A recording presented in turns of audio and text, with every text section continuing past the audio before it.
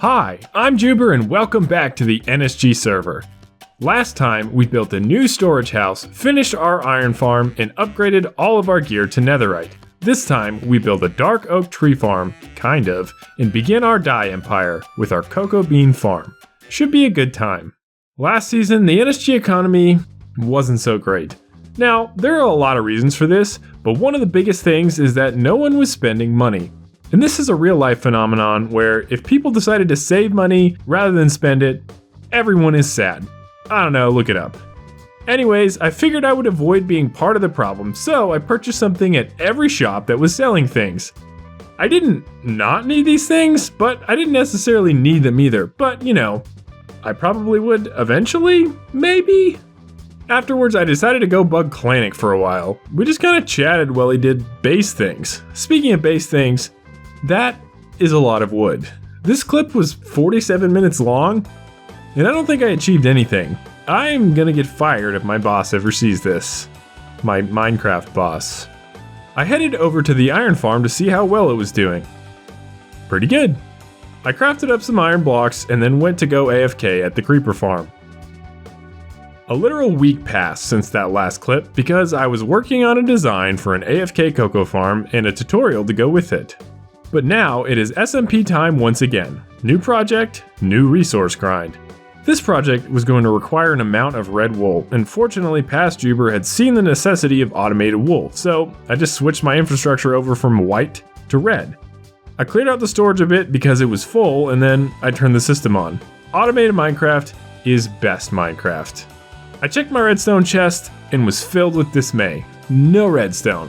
And after my spiel last week about consistent mining so you don't run out of resources, where did I go wrong?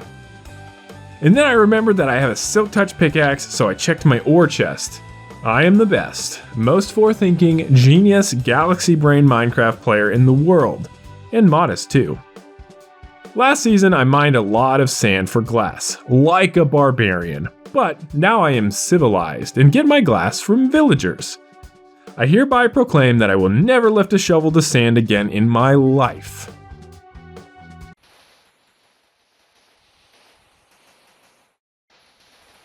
I forgot that you need sand to make concrete. Pictured here is a Juhber working off his shame by hardening concrete in a muddy pond.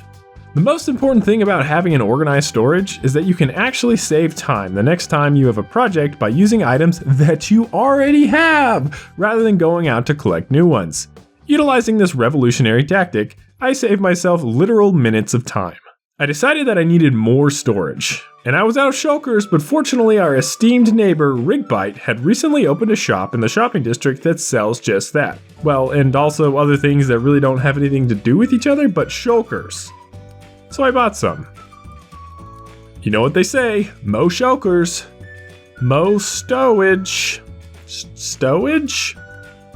I need some red nether brick for this project, but I don't have much nether wart. Actually, this is my only wart. Wart? Wart. And it turns out you can't use bone meal to grow it faster, so I think I'm just gonna come back to this later. So the project we are working on right now is the dark oak tree farm. I mention this because we need to make a TNT duper. I mention this to explain why I'm going deep sea diving at Mysteryman's base. One of the things you need for TNT duping is dead coral fans. This has no canonical explanation because it is a glitch and an exploit. Forgive me Notch, for I have sinned. Sorry, dead coral fans, not I don't know why I got live ones. I also needed 8 honey blocks. I do not have a honey setup right now, so this would take a while to do without any assistance, and no one else was online at this point, so my options were limited. I knew that Weaselfan did have one set up, and we have a bit of an understanding, so I planned to go to his base and quote unquote buy some honey blocks. So basically replace with currency without actually getting permission, but he didn't have any. So I checked his guardian farm, and he didn't have any there either. At this point, I was very frustrated. I'm just trying to legitimately purchase honey blocks, and no one is cooperating. Eventually I found some honey at Clanic's shop, so I purchased it for a very generous price. Clanic, if you're watching this and this isn't enough compensation, let me know. I needed 14 stacks of obsidian for this project, and I estimated it would take me anywhere from 45 minutes to an hour to mine it. This is unacceptable. I decided I was going to automate it. It would still take me that same 45 minutes to an hour, but I wouldn't have to be there for it. I could just set it, get up, walk away. Spoilers, I spent way longer than an hour getting this set up. First, I went to the end and timed how long it would take me to mine one line of obsidian from the end platform. 12.5 seconds. Then I set up a really basic collection and protection system. So, every time an entity or a player goes through the end portal, it remakes the end platform. So if I mined out the obsidian and then an item were to fall through the portal, the whole platform would reset and I could mine again, and on and on and on in automation. I knew that I wanted an item to drop through every 12.5-ish seconds, so I routed up to 13, built an etho hopper clock hooked up to a dropper full of random junk, and looked up how many items I needed to put into it to get the right clock length. Because the internet knows that, so I don't need to. I'm making a conscious decision here not to talk too much about Minecraft clocks, timers, the etho hopper clock, because honestly there's a lot to talk about there, and this isn't the right video for that. So I set up my timer, went into the end, and the platform did not reset. After scratching my brain for a bit, which, don't do that, it's bad for you, I realized that the overworld end portal was not loaded while I was in the end. So I had to solve that problem too. I actually considered giving up and just mining the obsidian at this point, but I wondered, WWTAD. What would Tim Allen do? Never give up, never surrender. I've never actually made a chunk loader, so after a long conversation with YouTube, I thought I might have an idea of how to start. It required another portal, so I put it up near the build limit to reduce the possibility that it would interfere with the portal that was already here. Thanks to Mysticat, I had a brand new chunk loader, but you actually have to do this in the overworld and the nether. Holy carp, Batman! I was slightly surprised by this. And that is how I blew through 2 totems in a very short period of time.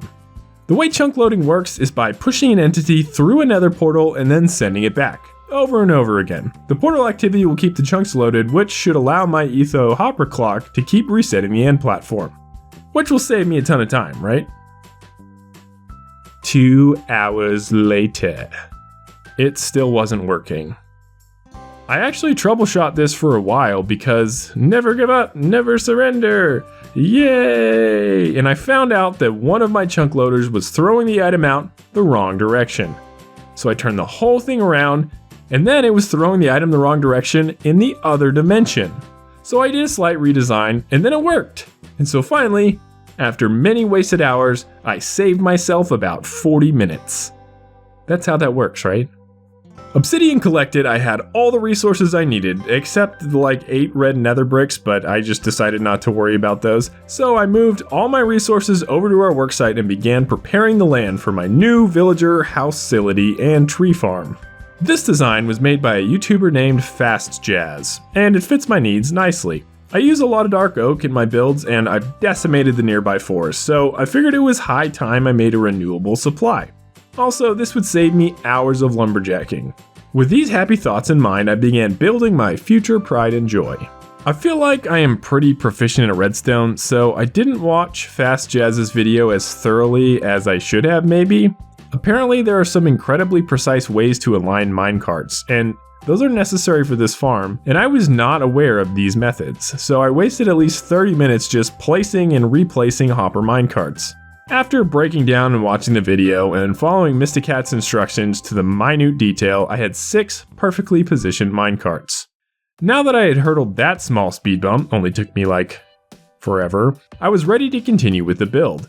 The amount of obsidian I used isn't strictly necessary for this farm, but it was necessary if I wanted to fit the farm into one of the houses to match the rest of my village, which I do.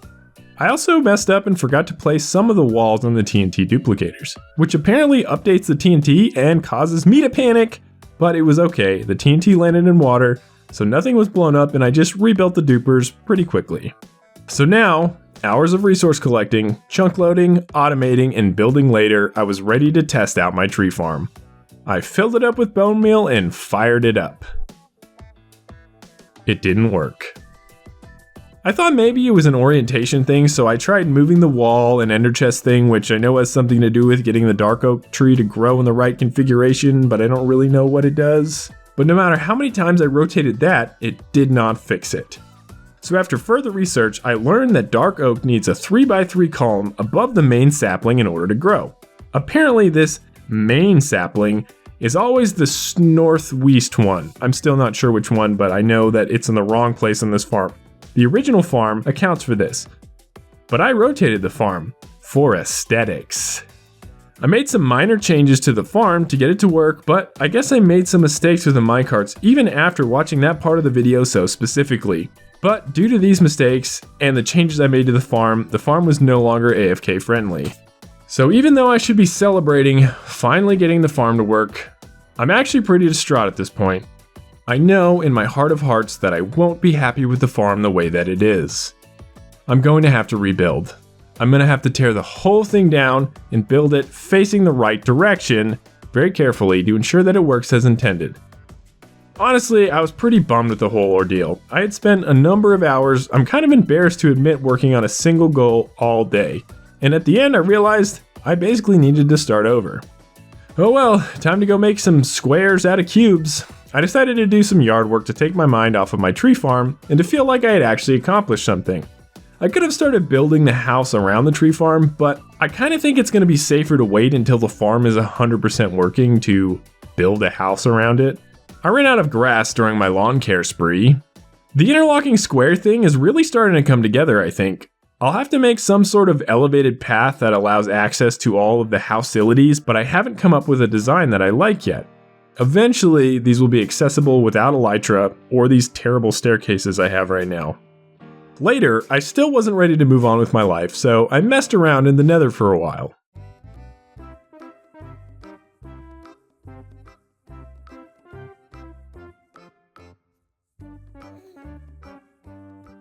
While tackling a bastion, I expanded my third and final totem.